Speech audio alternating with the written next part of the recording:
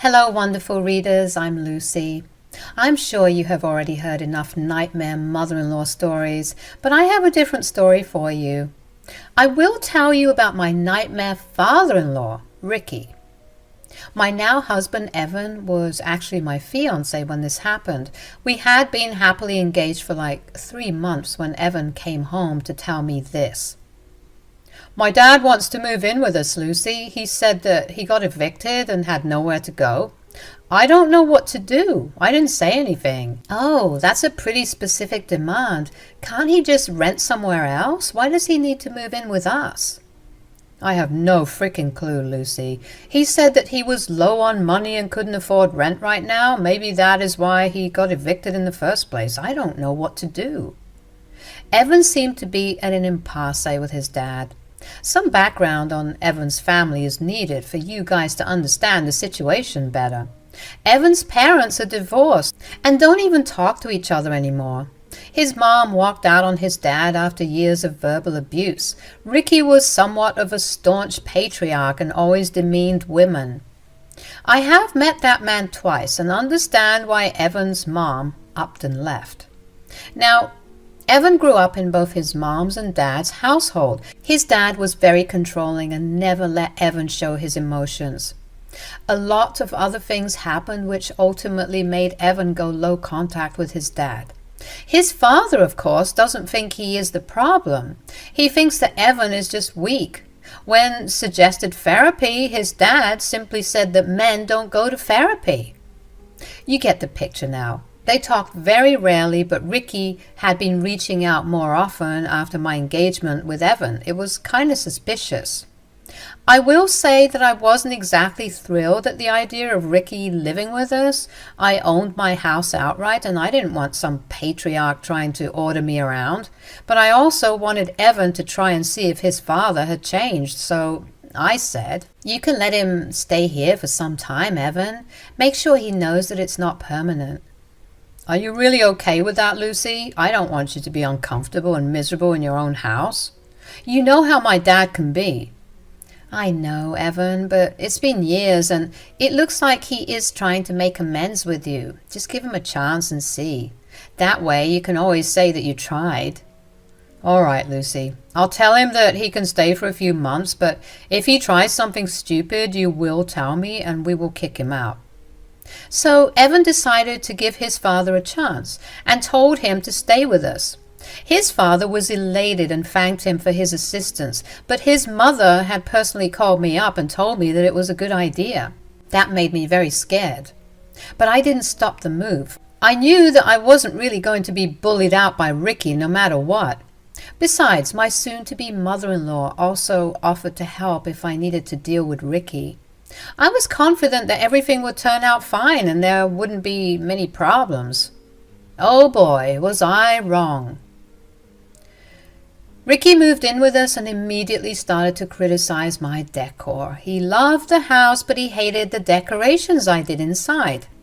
He turned up his nose and said, "Who the hell decorated this house? I'm guessing it was you, Lucy. No man would live in a house like this." Yes, it was me who decorated it. Evan told me to go ahead and do what I liked. He didn't have any preferences. Oh, please. I know you pressured him into this. Evan has been acting differently and forgetting that he shouldn't be manipulated by any woman. But that would change soon. I have come here to make sure you don't take advantage of him anymore. I'm not sure how I am manipulating my fiancé in any way, Ricky, and I would really appreciate it if you don't speak to me like that. Ricky simply ignored me and went about his way. It was bizarre how rude he was to me when I was home. He kept ordering me to cook for him and bring him stuff. I am not a homemaker and actually work from home, but Ricky treated me like his personal assistant. Eventually, Evan noticed these things and told his dad off. He said, "My wife is not your servant, Dad. You need to stop ordering her around. You are a grown man and perfectly capable of doing things on your own. Women are meant to take care of men. You've been giving your fiancé too much priority, Evan. And you aren't even married yet. Look how she complained to you, and it has only been 2 days. Lucy didn't complain to me, Dad. I can see how you have been ordering her around. Besides, I'm her fiancé, and she has every right to complain to me about people making her uncomfortable. What has gotten into you, Evan? You should let her know her place. Pampering her and shielding her is not a solution. She will end up being in control of your life and take everything from you. One of these days you will wake up and realize what a gold digger your fiancé is, and you will be sorry. I will say this once, Dad. You will never speak about my fiancé like that. She is not a gold digger, and you will not insult her again. This is not your house, so you don't get to say what happens here. You are a guest, and you need to remember that. Don't take our generosity for granted. Ricky seemed taken aback by Evan's behavior. He shut up really quickly, but was red with anger. I was baffled to know that he expected me to be at his beck and call like a servant. I was already starting to question my decision, and so was Evan. We talked about the situation and decided to give Ricky a little more time to adjust. The next few days were slightly better. Ricky still ordered me around, but not as much as before. However, I often saw him try to move furniture or take down my decorations. I simply didn't want an argument with him, so I avoided a confrontation. But that was a mistake on my part. About 5 days after Ricky moved with us, I came home to my bags packed and out on the patio.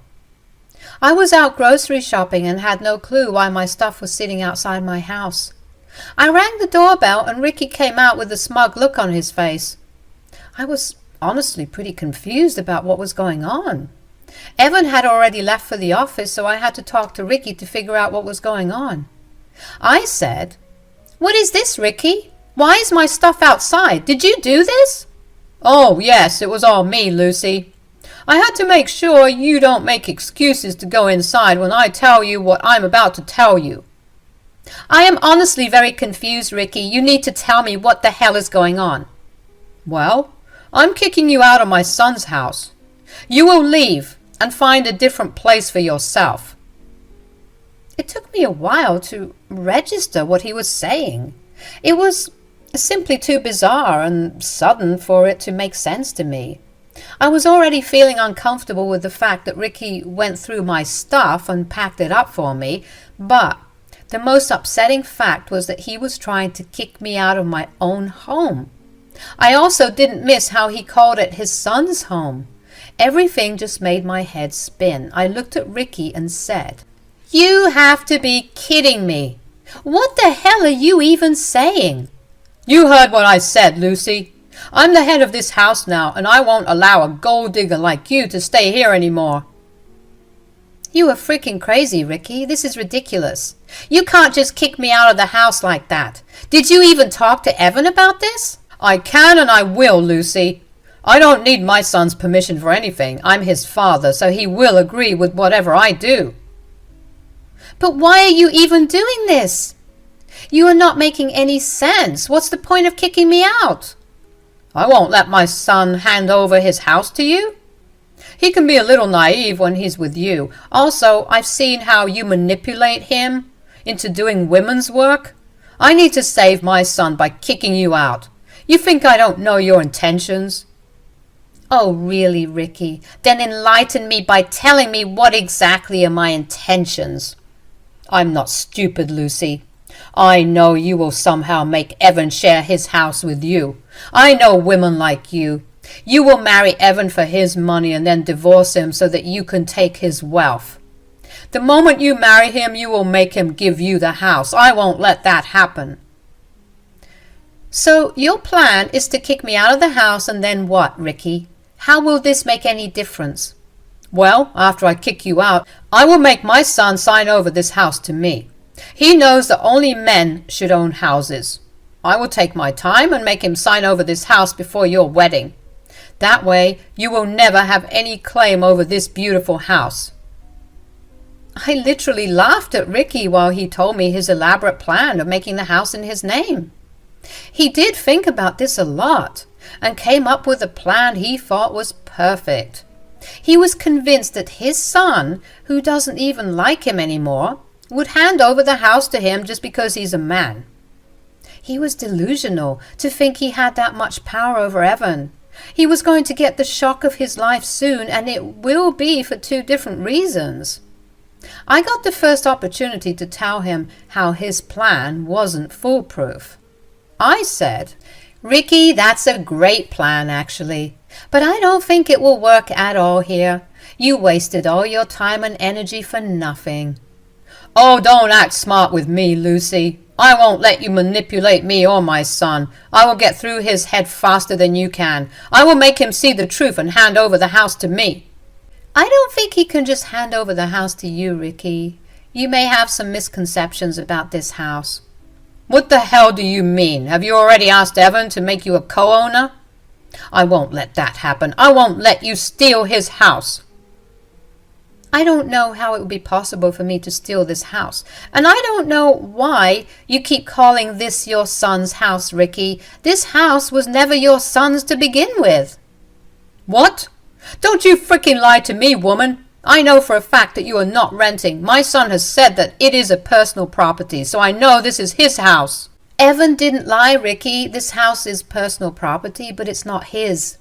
The house is actually mine. I am the sole owner of this place." My soon-to-be father-in-law looked shocked when I revealed the truth to him. It was like he couldn't comprehend what I had just said. My super patriarchal father-in-law couldn't believe that a woman, especially like me, could even own a house like this. For a moment he stood there in shock, but then he surprised me by bursting into laughter like I had told a joke. He said, "That was a nice one, Lucy. You are a funny woman. But you are also delusional. This house is not yours. It belongs to my son, and, like I said, I won't let him hand it over to you." "I'm not joking with you, Ricky. If you just let me inside the house, I can even show you the proof that this house belongs to me. I got it shortly after Evan proposed." "That's impossible. You are lying to get rid of me. A woman like you cannot own a house. You are bluffing. It won't work with me."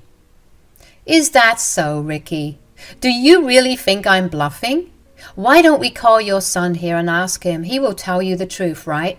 Let's see what he has to say." Ricky was confident that I was lying to him. In his smugness, he told me to go ahead and call Evan. I immediately called Evan and told him that he needed to come home immediately. Evan was a little concerned and got to the house in record time. When he got out of his car and walked towards us, he noticed my bags outside. He looked really confused about why my stuff was lying around in the front yard. He walked up to us and said, "What happened? What's going on here, Lucy? Why is your stuff outside?" "Well, your father had the bright idea of kicking me out today. He even kindly packed my bags and brought them outside so that I won't waste time packing." "Wait a damn minute. My dad did what?" Evan was genuinely surprised and super angry. I looked over at Ricky and saw that he was a little uncomfortable in his quest to prove me a liar. He forgot the fact that he was throwing me out of the house without even consulting Evan. When he looked at his son's angry face, he realized that things would not be as easy as he had thought. He quickly took hold of the conversation and said, "Evan, I promise I have a reason to do this. I know I should have talked to you, but I am the man of this house now. I did what I thought was right." "What bullshit are you talking about, Dad? You are not the man of the house. You were just a guest. And you had no right to try and kick my fiancé out of the house."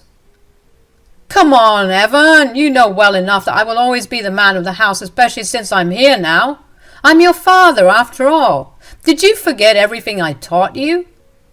"Oh, I do remember whatever bullshit you had taught me when I was young. They are useless and do nothing but put you in control. You groomed me to accept whatever bad decision you made for your own benefit."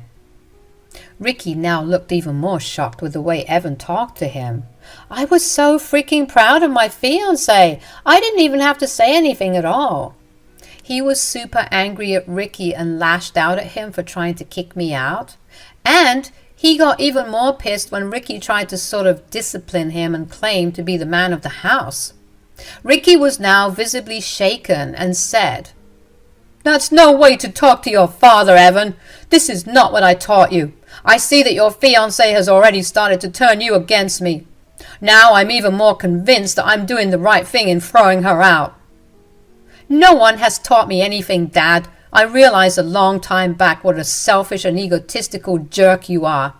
And you have no right to throw my fiancé out. How the hell do you think this is okay? Why do you think I will support this? Evan, you need to hear me out. This woman is already poisoning you against me. I'm seeing this with my own eyes.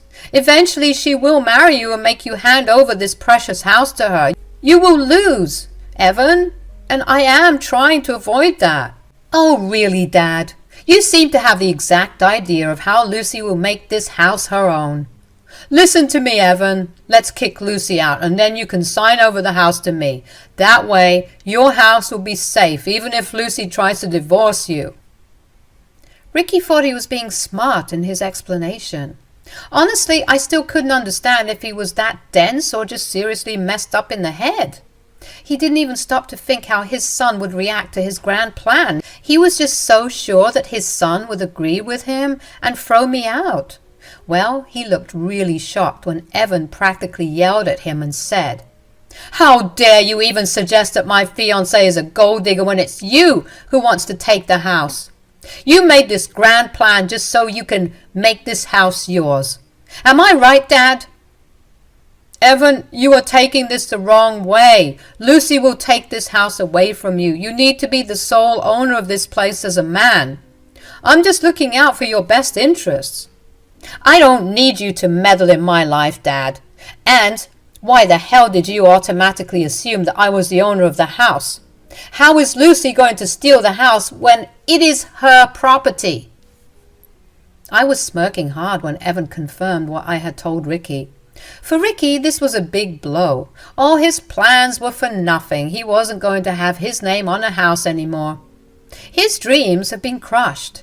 Ricky was now feeling a little shaken and couldn't understand what he should say. He looked at Evan with a dumbstruck expression, willing him to say that he was joking. I decided to do a little victory dance in my head and poke fun at Ricky, saying, "There you go, Ricky. Your own son cleared it up for you. This house is mine and not his." "That is impossible. Evan is lying to protect you. You are not capable of buying a house." "Oh, shut up, Dad, for God's sake. Lucy's perfectly capable of buying a house on her own. She doesn't need to steal it from someone like you had planned. Looks like we should be throwing you out instead of Lucy." Ricky was now visibly panicking at this suggestion. He was kind of scared that we would throw him out after this incident. He was with us for only 5 days, so it's not like he could claim tenancy or something. Ricky knew he was in deep shit, so he tried to deflect and make it seem like it wasn't a big deal. He laughed nervously and said, Now, don't joke with your poor father. We don't need to do anything drastic." "Oh yes, we definitely need to do something drastic, just like you did. What's the matter, Dad? Can't take the same treatment that you dish out?" "Come on now, Evan. This is just a simple misunderstanding. Your fiancée is very smart with money. I'm impressed with her." "I don't think she's really impressed with you, Dad, especially since you didn't even apologize to her." "Oh, right. I'm sorry for the misconception, Lucy. You can come right back in. This is your house after all." Ricky was now changing his tactics because he had no place to go. I could feel his nervousness and was kind of feeling good about it. But if he thought I was going to let him get away with this behavior, he was dead wrong. And I didn't buy his apology at all, so I hummed in response and said, "I don't know, Ricky. You were right. I can go back into the house since I own it, but I don't think you can." "What? What do you mean, Lucy?" "The fact that you just tried to kick me out isn't sitting well with me. You also touched my stuff without my permission. I don't trust you around my house anymore." "Oh, come on, Lucy. It was a simple misunderstanding. Don't make it into a big deal. Let's just go back in and forget what happened. I already offered you an apology. Am I right, Evan?" "I don't think your apology would make a difference anymore, Dad. You crossed your limits and showed us exactly who you are. I don't want you in the house either, but it's Lucy's decision to make. What do you say, Lucy?" Well, I say that you are not welcome to stay at my house anymore, Ricky. I will be respectful towards you and let you pack your own stuff, but I want you out today. You are not welcome to stay here. In fact, you are never welcome to come back here for any reason. Yes, I was kicking my soon-to-be father-in-law out of my house. What he did was unacceptable, and I wasn't in the mood to give second chances. His own son didn't want him around the house either. That sealed the deal for me. I was proud of Evan for standing up for me. However, Ricky was not in a good position now. He was really anxious and kept telling us that we were making a big deal out of nothing. Ricky tried for a few hours to change our minds. He kept pleading with me and asked for forgiveness multiple times. It was somewhat satisfying to see him ask mercy from a woman. Serves him just right after the stunt he pulled on me. He also tried to make Evan change his mind about kicking him out. After a while, I and Evan both got tired and threatened to call the cops if he didn't leave. That got him up on his feet and right into packing. When Ricky was finally leaving with his stuff, he looked miserable and hung his head in shame. As a final parting gift, we told him never to contact us any more. Evan went one step ahead and uninvited him from his wedding. Ricky once again pleaded with us for a second chance, but it was just not happening. He went on to live with a sister of his who doesn't take his shit at all. She came to our wedding, sans father-in-law, and told us how he had been schooled into submission at her house. He is now living a miserable life, working a low-paying job and being dependent on a woman.